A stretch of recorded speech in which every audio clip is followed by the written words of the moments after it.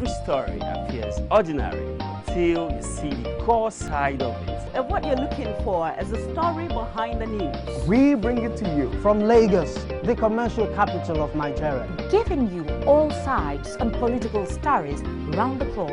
Every detail from the start line to the final whistle. CoreTV News, expanding your view.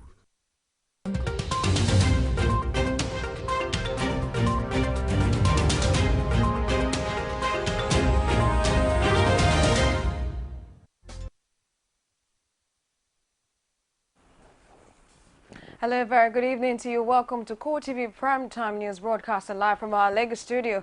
I am Sarah Ayeku. Our top stories for tonight.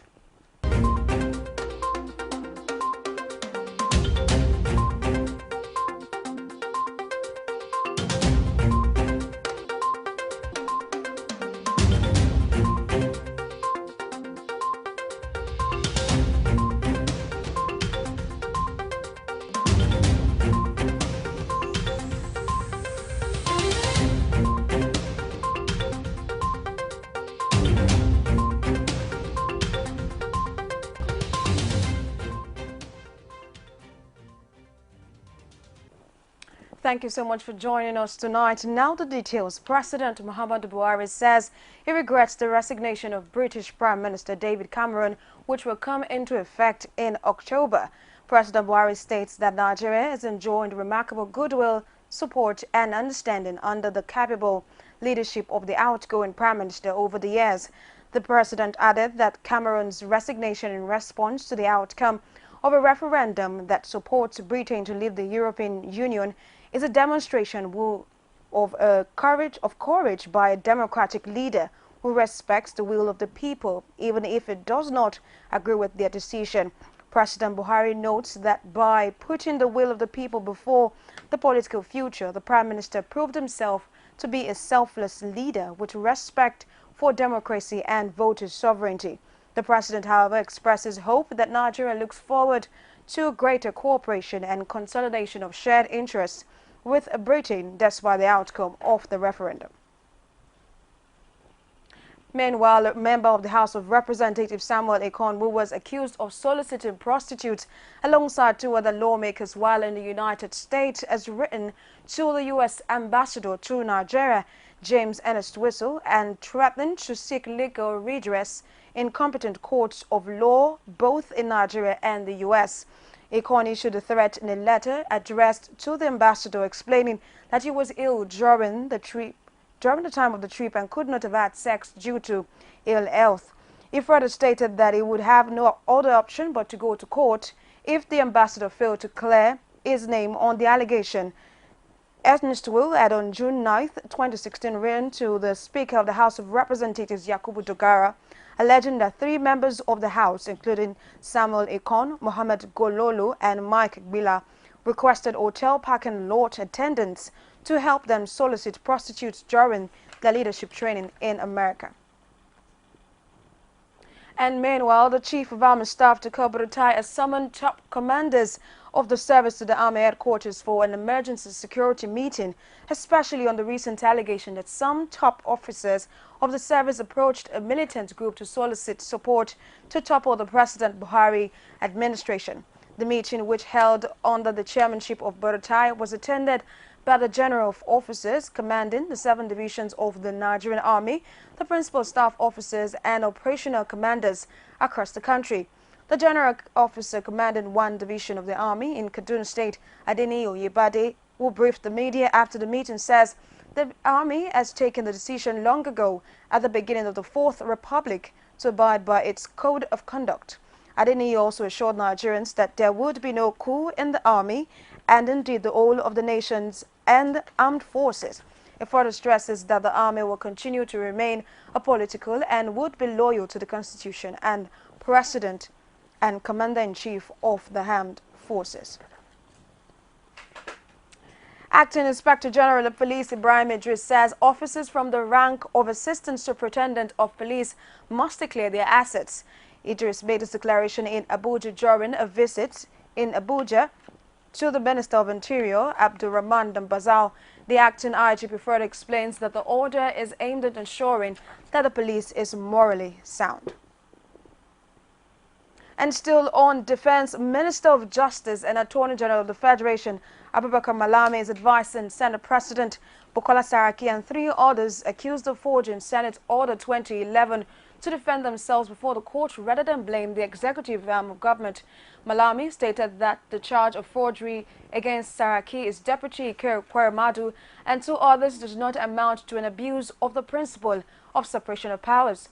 Charged with the Senate President and Deputy Senate President are former Clerk of the National Assembly Salisu Makasua and Clerk of the Senate Senator Bernard Efeturi. Malami also added that the Senate President and his deputy have no immunity from the trial.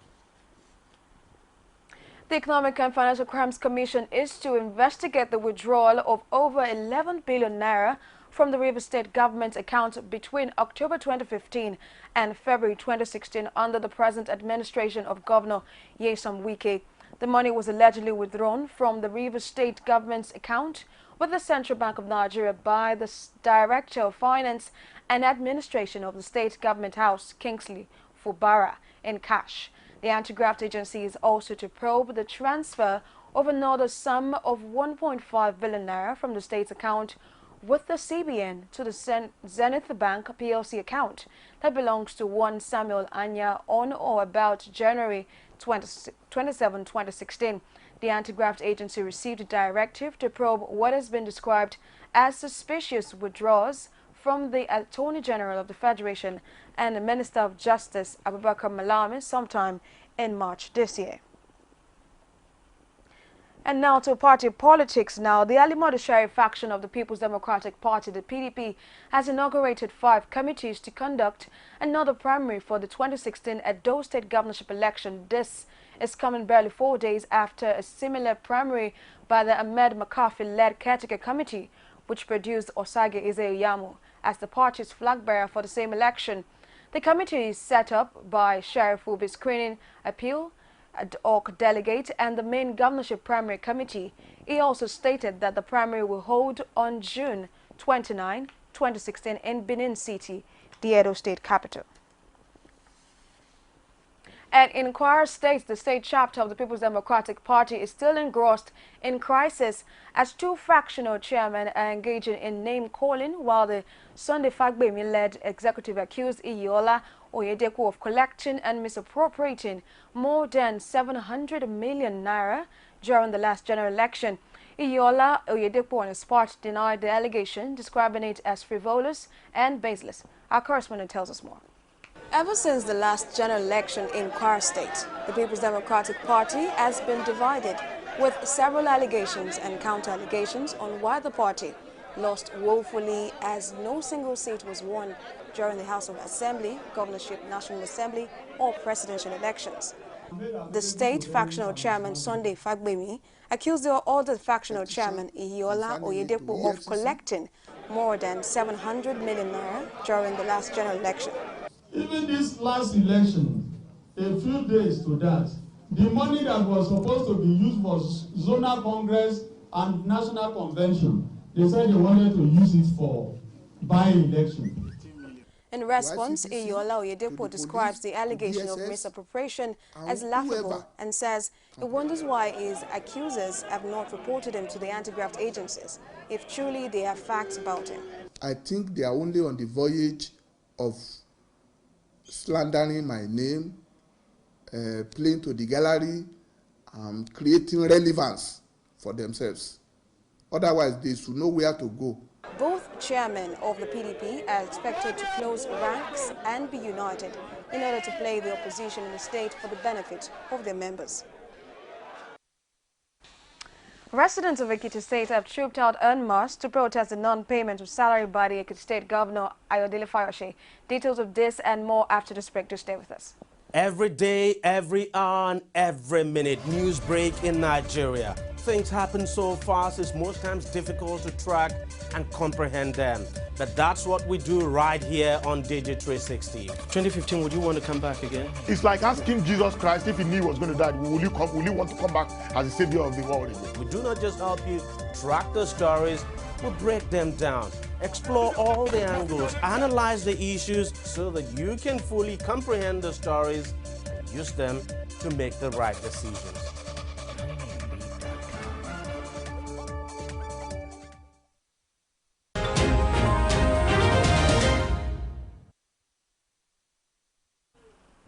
Welcome back. If you're just joining us, you're watching CoreTV Primetime News broadcasting live from our Lagos studio. But before we go on, our top stories for tonight.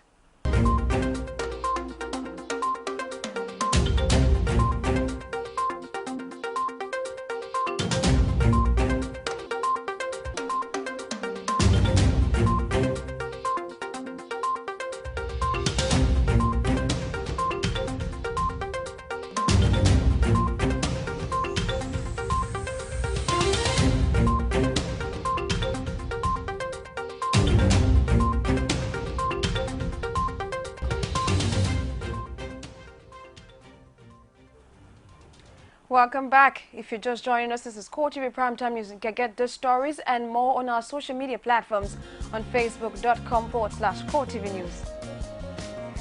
You can also follow at our Twitter handle at CoreTV News NG. You can subscribe or watch our videos on our YouTube channel on youtube.com/CoreTV. Never space 10 News. Residents of Ekiti State have trooped out en masse to protest the non-payment of salary by the Ekiti State Governor, Ayodele Fayose. The protest march is being carried out by students of College of Education, Ekiti, members of the Trade Union Congress, and some non-governmental organization. Our Ekiti State correspondent tells us more. The capital of Ekiti, Ado-Ekiti, has witnessed a non-violent protest against embattled Governor Ayodele Fayose, whose bank account was frozen by the EFCC recently. Dozens of Ekiti, alongside members of the Trade Union Congress and the student union bodies, trooped to the streets to express their unhappiness, alleging that the governor may have embezzled Ekiti State funds. People are not known to be stupid. Ekiti people are not known to be corrupt. Ekiti people are scholars. We have so many professors, so many well-educated people in Ekiti, so many visionary people, so many learned people in Ekiti. And we are so proud of our people. But this present governor is misrepresenting Ekiti State. The issue of the 4.7 million collected from the Senate Bank, we want to know the source of that money. The issue of bailout, that 9.6, we want the governor to tell the people how he spent it. The 23 billion naira he has collected so far, we want to know what he has used the money for. And what is our idea? Before Fayemi left the place, our idea was about 600 million. Now we don't know what amount of our IGR in Ekiti. That is corruption. We are going to persist until he yields to what we are saying, until his family calls him to order, until his party calls him to order. He still have more than 4.7 billion in his account. Definitely he can pay. Where does he get this money? We are employing him to pay this, or else we shall embark on a massive protest / riot by next week. If care is not taken, this Ekiti, we won't take it serious for the Mr. Governor next week. The lecturers of the College of Education Ekiti are on strike because of non-payment of salaries. Our students have not been going to school to attend their lectures. Those are writing the exam collapsed indefinitely. For this reason, Nigerian students are coming out that Mr. Governor should pay the salaries of the civil servants. Meanwhile, Special Advisor to the Governor on Media, Larry Olayinka, dismisses claims that the governor has any hand in corruption and cited other state governors as examples. Are you saying the 28 state governors, the governors of the 28 states that cannot pay salary as of today regularly, are we saying all the 28 state governors stole money? That is why they cannot pay salary? Meanwhile, following a series of agitations, protests and negotiations over the 6 months unpaid salaries in Ekiti State, the organized labor in the state has suspended its month-long hold strike following an agreement with the state government on their demands. In the agreement, which led to the calling off of the strike, Ekiti State government agreed to immediately pay 1 month salary and another one later.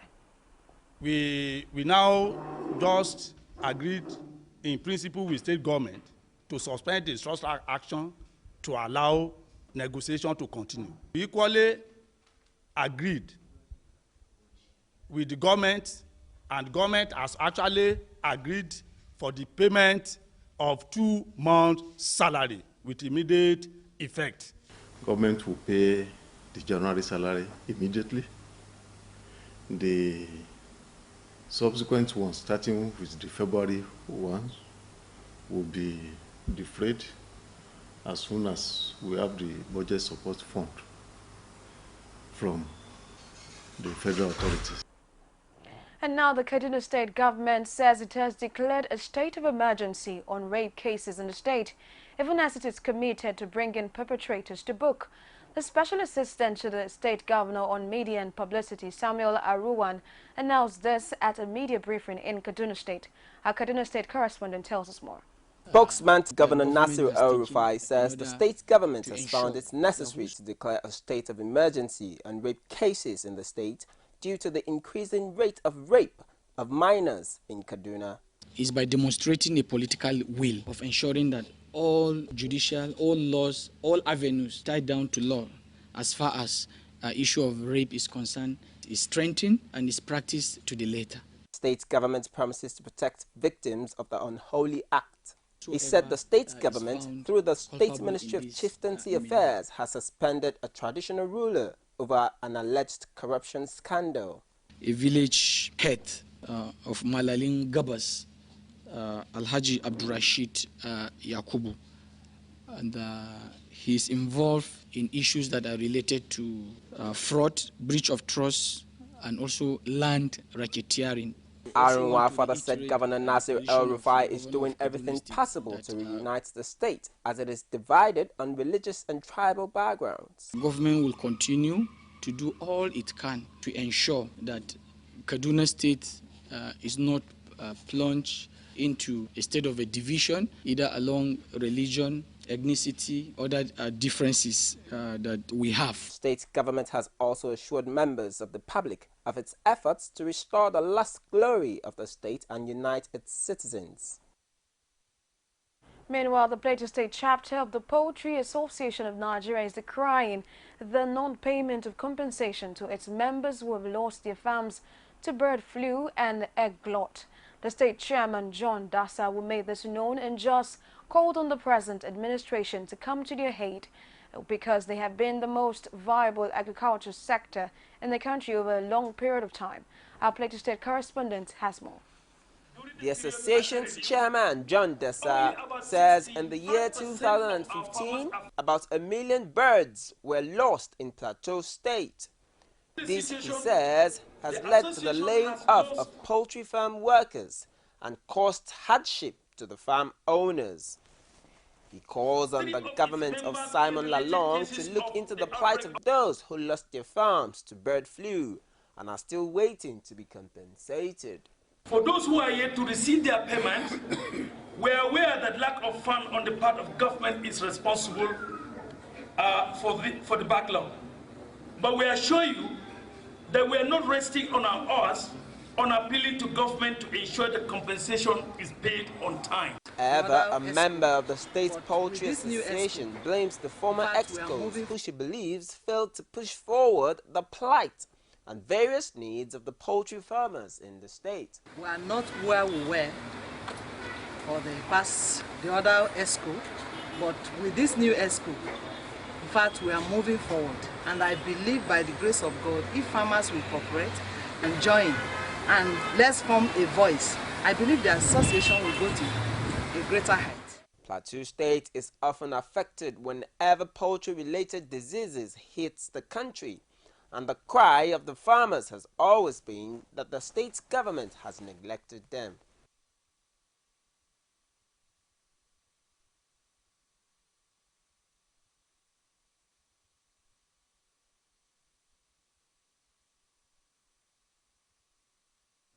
The association's chairman, John Dassa, says in the year 2015, about 1 million birds were lost in Plateau State.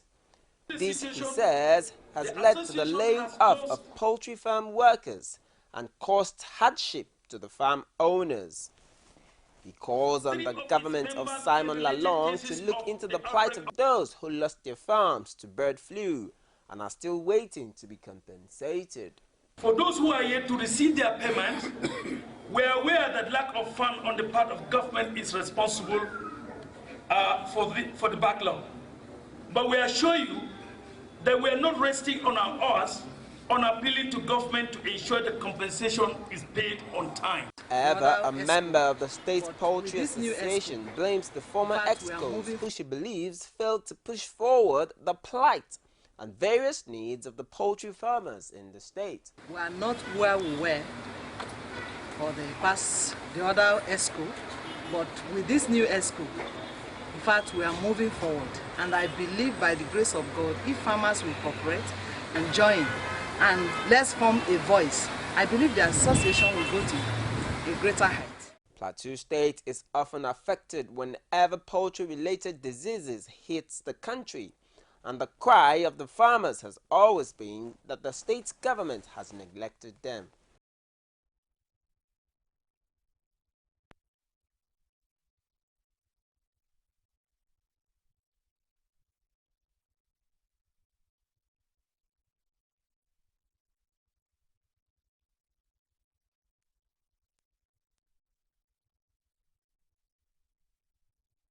With over 7 billion of world population and still counting, the world needs to hear you now than ever. Whatever your ministry or vision is, Gospel Africa will help get you there faster than you think possible.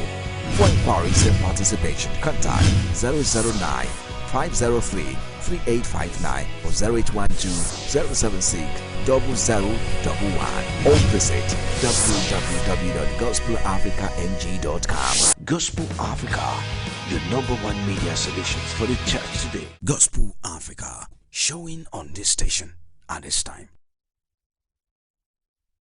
Every day, every hour, and every minute, news break in Nigeria. Things happen so fast, it's most times difficult to track and comprehend them. But that's what we do right here on Digi360. 2015, would you want to come back again? It's like asking Jesus Christ if he knew he was going to die, will you want to come back as the savior of the world again? We do not just help you track the stories, we break them down, explore all the angles, analyze the issues.